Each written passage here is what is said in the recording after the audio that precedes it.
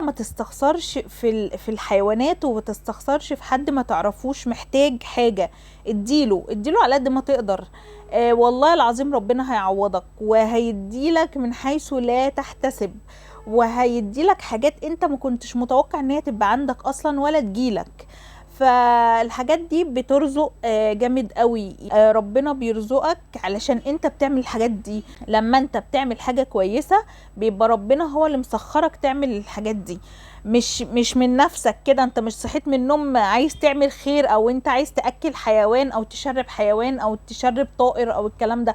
لا لا خالص، ربنا هو اللي مسخرك، هو اللي خلاك تعمل كده.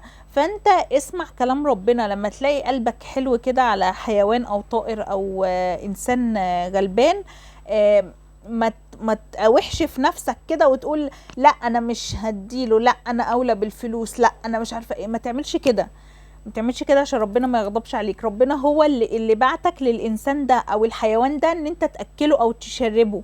فانت ما تستخسرش لما تكون بتاكل بالليل علبة زبادي اللي هي البلدي دي اللي احنا بناكلها دي من عند اللبان. آه بعد ما تاكلها اغسلها وخليها معاك، وازازة مية صغيرة كده، وحط للحيوان مية، حط للطائر ميه على البلكونه، حط لهم شويه اكل. الحاجات دي يا جماعه والله العظيم صدقات. انت بتتصدق من غير ما تعرف، وربنا هيرزقك جدا جدا جدا عشان انت بتعمل الخير ده. ولو بسيط جدا ما تستقلش بالخير اللي انت بتعمله، حتى لو هو قد كده صغير جدا لا يرى، ربنا شايفه، وعند ربنا دي حاجة كبيرة قوي. ولما تكون ماشي في الشارع مثلا وبتحط مية او اكل القطة او كلب او حاجة، والناس يقفوا يتريقوا عليك ويقولوا لك ايه ده مش عارفة ايه، طب اعمل للبني ادم مش عارفة ايه، مالكش دعوة بيهم، ما تردش عليهم اساسا. اهم حاجة عندك في حياتك، اهم حاجة انت بتعمل ايه قدام ربنا. هو ربنا عارف، هو ربنا شايف، ربنا عالم باللي جواك، وربنا هو اللي بعتك تحط الاكل والمية للحيوان ده او تدي حد فقير الفلوس دي. هو ربنا اللي بعتك، فانت مالكش دعوة بكلام العبد، مالكش دعوة بكلام الناس خالص. يتريقوا عليك، يقولوا لك، يعيدوا لك، اعمل انت الخير ومالكش دعوة بأي حد. ربنا هيرزقك من حيث لا تحتسب، صدقني. ربنا هو اللي مسخرك تعمل كده مع الناس الغلابة والحيوانات اللي مش لاقية اكل ولا مية وبيداس عليها بالعربيات وبتتكسر. فكل حاجة بتعملها حلوة ربنا هيردها لك، ما تقلقش. ممكن تلاقي مثلا ايه، تقول انا ربنا ما بيردليش حاجة، انا بعمل كتير وربنا ما بيردليش حاجة. ليه؟ انت صحتك، ان انت بصحتك دي ربنا ما ردلكش حاجة. انت لما مثلا بيمنع عنك مصيبة جايالك، انت ربنا ما ردلكش حاجة. ان انت تبقى في الشغل وواحد زميلك يعمل فيك مقلب كده عند المدير، والمدير مثلا بقدرة قادر كده يروح مدافع عنك مثلا. دي برضو ربنا يعني، دي من الصدقات اللي انت بتعملها.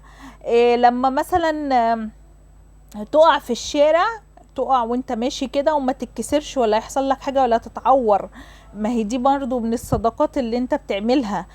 لما مثلا يجي مثلا حد يتكلم عليك من وراك وحد يدافع عنك، دي من الصدقات اللي انت بتعملها. كل حاجة مش لازم بتترد لك كده يعني، يعني قدامك كده او بتيجي دايركت كده، لا لا خالص.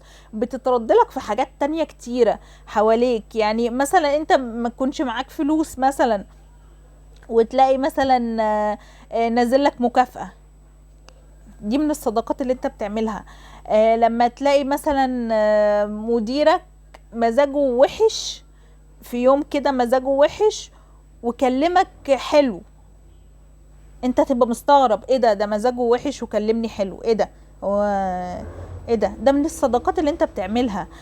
لما تلاقي مثلا ماشي في الشارع وتلاقي كلب قدام عربية وانت مثلا جبته على جنب كده، ب- يا دي تعتبر صدقة يعني، ما تفكرهاش ان هي مش صدقة. ما تلاقي مثلا انت ماشي مثلا في الشارع يعني دي بقى حصلت لي. يعني انا كنت ماشية مرة في الشارع وكان يوم هوا جامد قوي، كان يوم هوا جامد قوي شديد.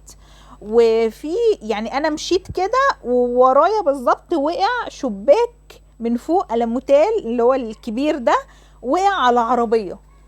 ده كله كان هيقع على دماغي بجد، حرفيا بجد. كان يوم هوا جامد قوي، كان شتاء وانا كنت ماشيه على الرصيف، مش في الشارع، مش في الشارع نفسه، ماشيه على الرصيف، والشباك وقع ورايا بالظبط، وقع ورايا بالظبط بالظبط. دي من الصدقات، ربنا نجاني من الصدقات اللي انا بعملها، من الكلام الكويس اللي انا بقوله، من الابتسامه في وش الناس، من ان انا بتكلم مع الناس كويس. ما كل ده بيتشلك. انت فاكر ان ربنا مش بيرد لي حاجه بقى، وانا عماله اعمل وبقالي سنين بعمل وما بيردليش حاجه؟ لا. طب ما بيرد لك، او صحتك كويسه، اهلك صحتهم كويسه، ولادك صحتهم كويسه، قرايبك صحتهم كويسه. يعني مش واجع قلبك عليهم، ان انت لو في حد لا قدر الله تعبان فيهم انت قلبك هيتوجع عليهم. منع عنك الوجع الجسدي، ان انت تبقى كويس معافى. كل دي من الصدقات يا جماعة. ما تستصغروش حاجة بتعملوها. ما تقولوش انا هدي جنيه لواحد فقير، اديله جنيه. طب ما ممكن يكون ما كلش بقاله كام يوم ومستني الجنيه ده عشان يروح يجيب له بيه فطيرة من الفرن ياكلها. ما تستصغرش اي حاجة. يعني طول ما انت ماشي اعمل خير. اكل الحيوانات وشربهم، وبالذات في شهور الحر حط لهم مية وحط لهم اكل. ابعد عنهم الاذى، لو لقيت حد بيأذيهم ابعد عنهم الاذى. خلي بالك وانت سايق عربيتك برضو، احسن تدوس على قطة، تدوس على كلب، عشان هما بيبقوا يعني ساعات بيدخلوا كده تحت العربيات وبتاع، وفي الشتاء بيدخلوا تحت العربيات عشان يتدفوا. فخلي بالك برضو من الحاجات دي كلها يا جماعة. هتبعد عنكم الأذى، وهتشوفوا أيام جميلة ربنا بعتها لكم. وأحلى حاجة وأهم حاجة إن هو مش هيوجع قلبكم ولا هيوجع جسمكم، وهيخليكم منعمين بجد بسبب الصدقات اللي انتوا بتعملوها واللي ربنا مسخركم ليها. بس كده، ده كان فيديو النهاردة، يا رب يكون عجبكم. لو شايفين ان هو ممكن يفيد حد اعملوا له شير، وقولوا لي رأيكم في التعليقات، وما تنسوش اللايك طبعا. واشوفكم في فيديو جديد ان شاء الله.